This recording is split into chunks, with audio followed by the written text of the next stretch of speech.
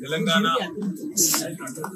రాష్ట్రంలో ఉండే మా సోదరులందరికీ సోదరీమణులందరికీ హృదయపూర్వకంగా 75వ గణతంత్ర దినోత్సవ శుభాకాంక్షలు తెలియజేస్తూ ఇదే రోజు భారత రాజ్యాంగాన్ని మనకు అందించిన మహానుభావులు డాక్టర్ బాబాసాహెబ్ బిఆర్ అంబేద్కర్ గారు వారి బృందం ఏదైతే ఉన్నదో వారు ప్రవచించిన విధంగా స్వేచ్ఛ, సమానత్వం, సౌభ్రాతృత్వం విలసిల్లాలని వారు ఏదైతే కోరుకున్నారో ఆ దిశగా భారత దేశం, భారత జాతి పురోగమించాలని మనస్ఫూర్తిగా ఆకాంక్షిస్తూ అదేవిధంగా ఈరోజు గౌరవనీయులు పెద్దలు మాజీ ఉపరాష్ట్రపతి గారు శ్రీ వెంకయ్య నాయుడు గారు, అదేవిధంగా ప్రముఖ సినీ నటులు మెగాస్టార్ చిరంజీవి గారు, వారిరువురు కూడా పద్మభూషణ్ కి ఎంపిక చేయబడ్డందుకు వారిద్దరికీ కూడా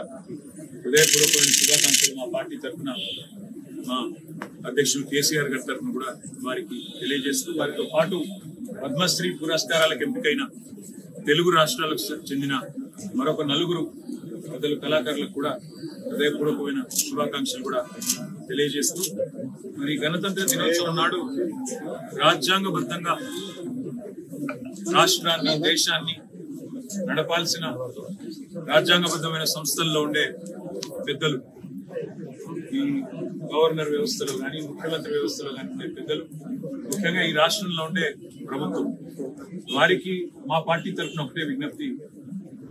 ప్రజాపాలన అంటున్నారు, ప్రజాపాలన అనే మాట పదే పదే వాడుతున్నారు. ఈ రోజు ఉదయం గవర్నర్ గారి ప్రసంగంలో కూడా అదే వల్లవేసే ప్రయత్నం చేస్తున్నారు. ప్రజాపాలన అంటే ప్రజాప్రతినిధులను గౌరవించుకునే సంస్కారం ఉన్న పాలన కావాలి.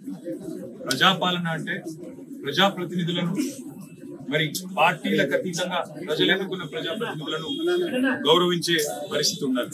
కానీ ఈరోజు ఈ రాష్ట్రంలో ఆ పరిస్థితి కనబడడం లేదు.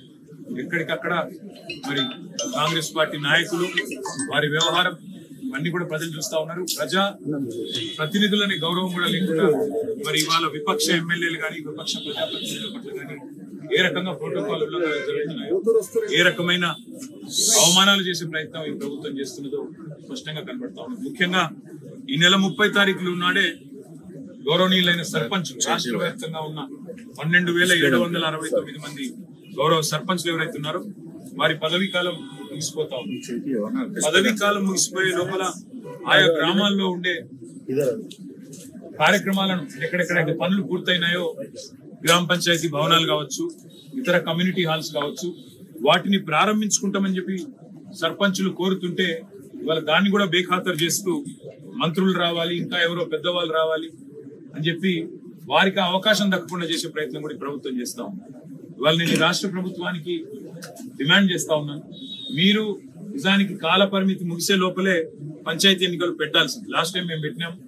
మేము ఆనాడు శాసనసభ ఎన్నికలు అయిపోగానే పంచాయతీ ఎన్నికలు పెట్టి కొత్త సర్పంచ్లను కూడా ఎన్నుకున్నాం. కానీ మీ ఆలోచన చూస్తా ఉంటే మరి సర్పంచ్ ఎన్నికలు, పంచాయతీ ఎన్నికలు నిర్వహించే ఆలోచన మీకు ఉన్నట్టుగా కనబడుతుంది.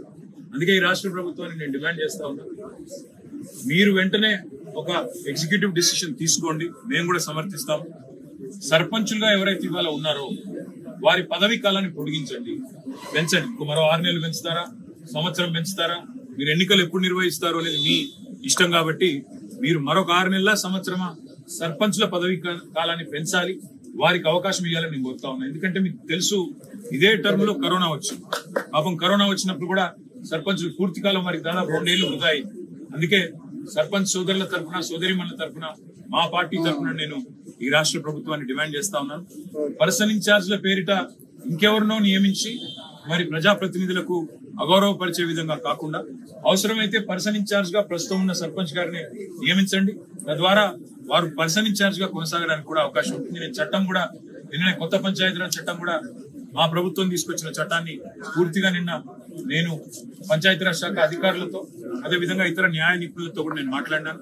ఇందులో ఏ రకంగా కూడా చట్టం మీకు ఆటంకం కాదు. మీరు ఎగ్జిక్యూటివ్ ఆర్డర్ ద్వారానే మీ ప్రభుత్వం యొక్క విచక్షణను వినియోగించి మీరు వెంటనే మరి సర్పంచ్ల పదవీ కాలాన్ని పొడిగించండి నేను డిమాండ్ చేస్తా ఉన్నా. మా పార్టీ తరఫున తప్పకుండా మీరు చేస్తారని చెప్పి కూడా ఆశిస్తా ఉన్నాను.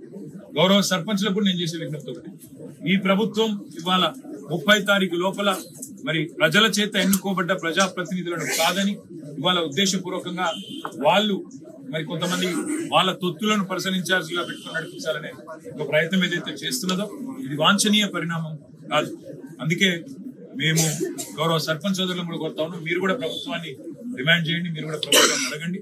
తప్పకుండా ప్రభుత్వం ముందుకు రావాలి. ప్రధాన ప్రతిపక్షంగా మేము కూడా దీనికి అండగా నిలబడతామని కూడా తెలియజేస్తూ, మరి గణతంత్ర దినోత్సవం నాడు మరొక విషయం కూడా మీ దృష్టికి నేను తీసుకొని రావాలి. బాధాకరమైన పరిస్థితి ఏమంటే రాజ్యాంగ పరంగా హెడ్ ఆఫ్ ద స్టేట్ గా ఉండేది మన రాష్ట్రానికి గవర్నర్ గారు, ఎందుకంటే కాన్స్టిట్యూషనల్ హెడ్ అంటారు వారి. మరి ఈ రోజు రాజ్యాంగబద్ధమైన గవర్నర్ పదవిలో ఉన్న ఇక్కడి గవర్నర్ గారు ఏ రకంగా వ్యవహరిస్తున్నారో ఇవాళ రాష్ట్రం మొత్తం చూస్తా ఉంది, రాష్ట్ర ప్రజలు మొత్తం గమనిస్తా ఉన్నారు. ఒక 4 నెలల కిందట అనుకుంటాను, ఆనాడు అప్పటి కేబినెట్ కేసీఆర్ గారు ముఖ్యమంత్రిగా ఉన్నప్పుడు అప్పటి కేబినెట్ ఒక నిర్ణయం తీసుకుంది.